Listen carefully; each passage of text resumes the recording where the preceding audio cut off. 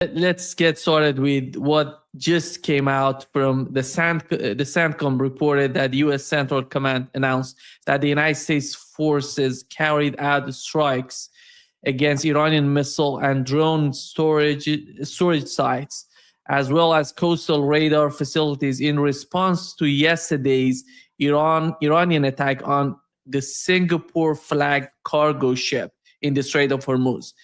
And from the Iranian side, so far we haven't learned anything. There is no announcement. There is something going on in the media that is the Iranian response. They're going to attack as soon as possible, but that's not right. No announcement so far, no reaction from the Iranian side so far. And it was reported by CNN that all these Arab states in the Persian Gulf are preparing for the Iranian attack. They're talking about Bahrain, Kuwait, Qatar, and Saudi Arabia.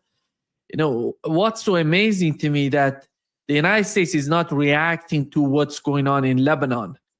And because what was happening in the Strait of Hormuz basically was related to what's going on in Lebanon and the new arrangement in the Strait of Hormuz that Iran was trying to manage that.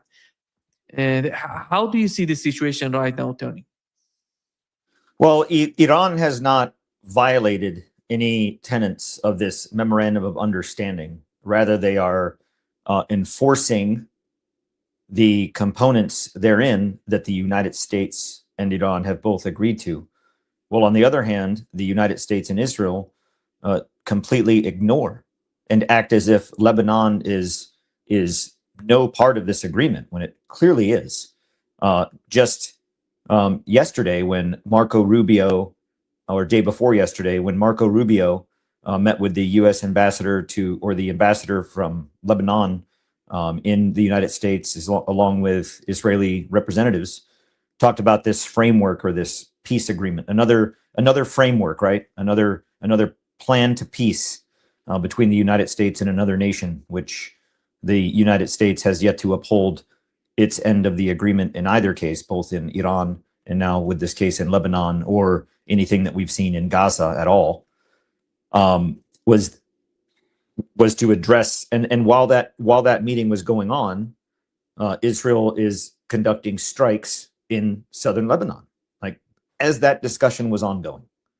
So when you look at the MOU, the first and foremost principled point of this entire framework to proceed in any discussion or negotiated settlements in any way, in the other 13 points of it, has to do with the immediate and permanent halt of war on all fronts, to include Lebanon, and that the United States and its allies will respect the sovereignty and the territorial integrity of Lebanon. It specifically says Lebanon. So the aspect of continued aggression, continued occupation, continued military strikes, small or large, in Lebanon violates that entire tenet of this agreement. So when you look at further down the list at point number 5, that particularly talks about the Strait of Hormuz, that upon signing of the MOU, obviously that's been done, the Islamic Republic of Iran will make arrangements using its best efforts for the safe passage of commercial vessels with no charge for 60 days from the Persian Gulf to the Sea of Oman, and vice versa. The traffic of commercial vessels will immediately start, in considering the need for removing the technical and military obstacles. That's any type of instructions, hey, stop, don't go, any type of mines, etc., within 30 days. So if we look at this in terms of the 30-day and the 60-day window of what Iran and the United States agreed to, particularly with the Strait of Hormuz, none of that is enforceable or is I guess handed over or agreed upon until point number 1 of this entire agreement is met. We recall last week when Iranian officials were going to meet with U.S. officials in Switzerland, and Israel bombed Lebanon, and Iran made it clear, we're not going to proceed in this negotiation with you if you haven't even met principle 1. We need guarantees. And then there was this discussion of a ceasefire.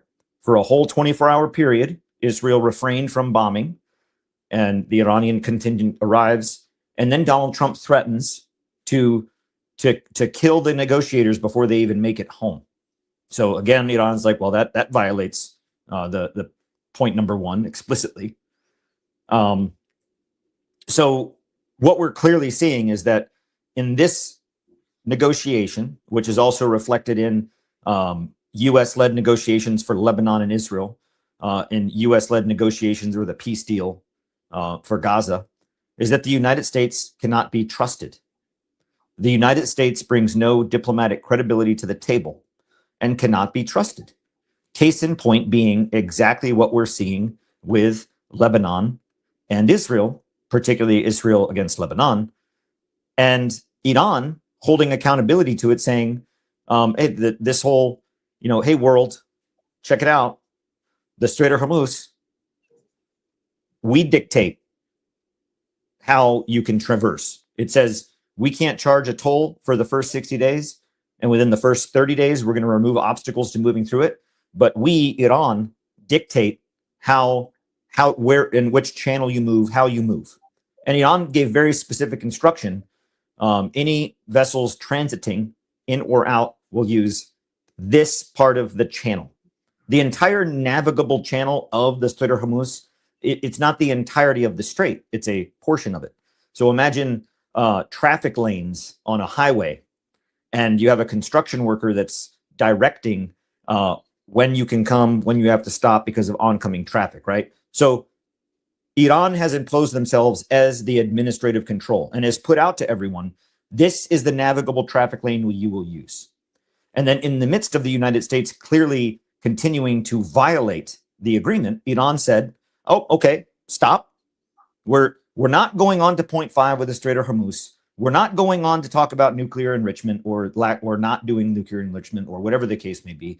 We're not going to talk about X, Y, and Z until we figure out and we have guarantees for A, B, and C. A being war in Lebanon. So this Singapore flagged vessel traveled outside of the dictated channel. So you have now a vessel violating these administrative protocols that Iran has put forth. Were they influenced to do that? Were they told to do 9 actors involved in doing that? I don't know. Was it just a lost captain or maybe someone that doesn't understand instructions? Maybe. But Iran must respond. And they're responding in accordance with this memorandum of understanding. They haven't violated any tenets of it. So it's no surprise and it's no coincidence to me that just 2 days ago, the United States has approved this $1.5 trillion defense budget, along with a 89 billion with a B billion budget reconciliation package, meaning all this money we spent on the war that was never part of last year's budget has to be reconciled in this year's budget, meaning we need more money. You have 2 options. Here's the budget. Pay for all the stuff you did out of your budget, or you have to ask for more. The Department of Defense came back and asked for more.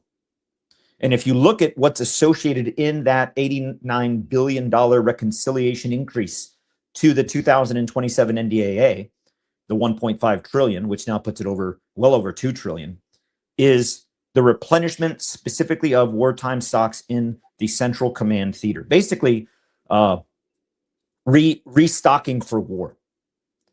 So it's clear to me that the United States has once again used negotiation to simply protect themselves while they rearm for conflict. Have the naval forces from the United States Central Command and United States Navy Central left the area of responsibility? No, they haven't. Have we met all of the accords in terms of U.S. troops leaving the region entirely? No, we haven't. So to me, this simply looks like the Trump administration using the peace dividend of negotiations to rearm, restock, to go back to war, and using any Iranian action as pretense to do so, while completely ignoring the fact that you have Iran saying, hey, Lebanon, you're not abiding by that at all. And yet Israel and the United States don't even acknowledge it. It won't even discuss it. Won't even talk about it, as if it's not even a consideration. So I think that this MOU was fragile from the beginning. The hard work of this, and we've talked about this before, the hard work begins in actually implementing it. And we haven't implemented any part of it. I mean, so it looks to me like with this, the continued strikes in Lebanon, Iran holding the United States to the accords of the MOU, the United States responding to kinetic strikes on Iran directly, we're simply going right back into the precipitant of escalated conflict, kinetic conflict. It looks clear to me that that is the road we are on.